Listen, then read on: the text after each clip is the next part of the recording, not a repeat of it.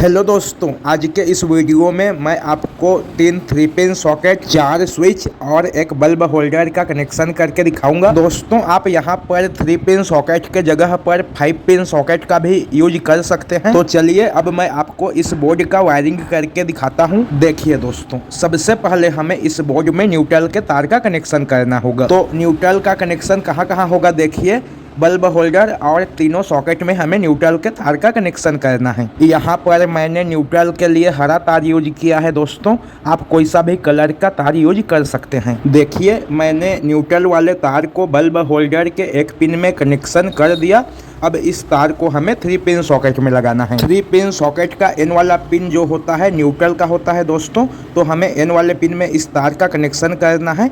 तो मैं यहाँ पर इसमें एक तार और ज्वाइंट कर देता हूँ और इसे सॉकेट के एन वाले पिन में कनेक्शन कर देता हूँ। अब यहाँ से जो तार निकला है उसमें हमें फिर से एक तार ज्वाइंट करना होगा दोस्तों, क्योंकि इस तार को हमें बचे हुए दोनों सॉकेट के एन वाले पिन में लगाना है।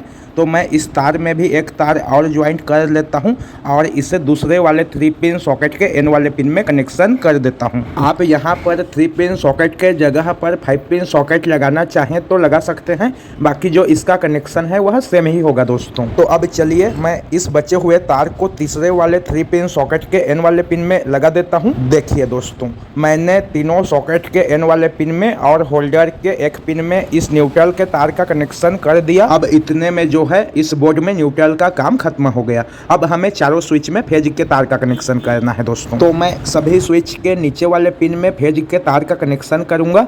आप चाहें तो स्विच के ऊपर में भी फेज के तार का कनेक्शन कर सकते हैं। स्विच में जो है 2 पिन होता है, तो आप स्विच में किसी भी एक पिन में फेज के तार का कनेक्शन कर सकते हैं।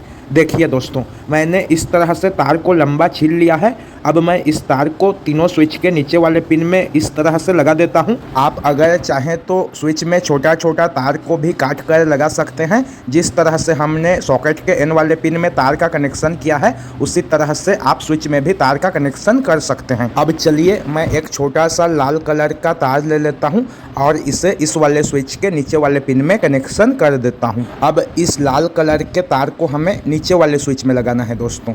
तो मैं इसे नीचे वाले स्विच के नीचे वाले पिन में लगा देता हूँ। यह फेज का तार है दोस्तों, मैंने फेज के लिए लाल कलर का तार यूज किया है। देखिए, मैंने इसे नीचे वाले स्विच के नीचे वाले पिन में कनेक्शन कर दिया। अब चलिए मैं आपको आगे का कनेक्शन करके दिखाता हूँ। तो मैं इन दोनों का कनेक्शन करूंगा, इन दोनों का कनेक्शन करूंगा, इन दोनों का कनेक्शन करूंगा और इन दोनों का कनेक्शन करूंगा। तो पहले मैं इस नीचे वाले स्विच में बल्ब होल्डर का कनेक्शन कर लेता हूँ। देखिए, इस वाले स्विच का जो ऊपर वाला पिन है वह खाली है, तो इस ऊपर वाले पिन में एक तार को हमको लगा देना है और इसे अच्छे से टाइट कर देना है। अब इस तार को हमें बल्ब होल्डर में लगाना है दोस्तों। तो चलिए मैं इस तार को बल्ब होल्डर में कनेक्शन कर देता हूँ। देखिए, बल्ब होल्डर का भी ऊपर वाला पिन खाली है, तो इस ऊपर वाले पिन में हमें इस तार का कनेक्शन कर देना है। तो मैं यहाँ पर इस तार का कनेक्शन कर देता हूँ और इसे भी अच्छे से टाइट कर देता हूँ। अब इसी तरह से हमें बाकी के स्विच का भी कनेक्शन सॉकेट के साथ कर देना है दोस्तों। तो मैं एक तार और ले लेता हूँ और इस तार को 3 पिन सॉकेट के एल वाले पिन में कनेक्शन कर देता हूँ। यह सॉकेट का एल वाला पिन है दोस्तों, जो कि फेज का है। तो फेज वाले पिन में हमें इस तार का कनेक्शन कर देना है और फिर इसी तार को स्विच के ऊपर वाले पिन में लगा देना है। आप किसी भी स्विच के साथ किसी भी सॉकेट का कनेक्शन कर सकते हैं दोस्तों। जरूरी नहीं है कि मैं जिस तरह से कनेक्शन कर रहा हूँ आप भी उसी तरह से कनेक्शन करें। देखिए, मैंने दूसरे वाले सॉकेट के भी एल वाले पिन में एक तार का कनेक्शन कर दिया। अब इस तार को भी मैं दूसरे वाले स्विच के ऊपर वाले पिन में कनेक्शन कर देता हूँ। आप सॉकेट के एल वाले पिन के तार को जिस भी स्विच में कनेक्शन करेंगे वह स्विच उस सॉकेट को ऑन ऑफ करेगा दोस्तों। देखिए, मैंने दूसरे वाले सॉकेट का कनेक्शन भी दूसरे वाले स्विच के साथ कर दिया। अब मैं तीसरे वाले सॉकेट का कनेक्शन तीसरे वाले स्विच के साथ करूंगा। तो मैं एक तार और ले लेता हूं और फिर इस तार को तीसरे वाले सॉकेट के एल वाले पिन में कनेक्शन कर देता हूं। अब इस तार को मैं इस तीसरे वाले स्विच के ऊपर वाले पिन में कनेक्शन कर देता हूं। देखिए, मैंने तीसरे वाले स्विच में भी तीसरे वाले सॉकेट का कनेक्शन कर दिया। अब इतने में जो है हमारे इस बोर्ड का वायरिंग कंप्लीट हो गया।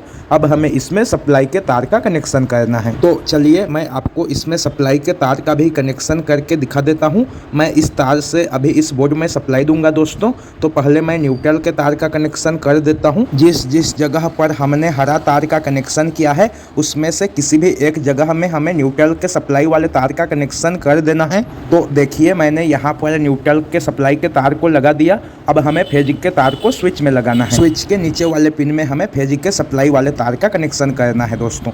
आप किसी भी स्विच के नीचे वाले पिन में फेज सप्लाई के तार का कनेक्शन कर सकते हैं। तो मैं यहाँ पर फेज सप्लाई के तार को लगा देता हूँ। अब चलिए मैं इस बोर्ड को इसके बॉक्स में फिट कर लेता हूँ। देखिए दोस्तों मैंने इस बोर्ड को इसके बॉक्स में फिट कर लिया। अब मैं इस बोर्ड में सप्लाई देकर इसकी टेस्टिंग करके भी आपको दिखा देता हूँ।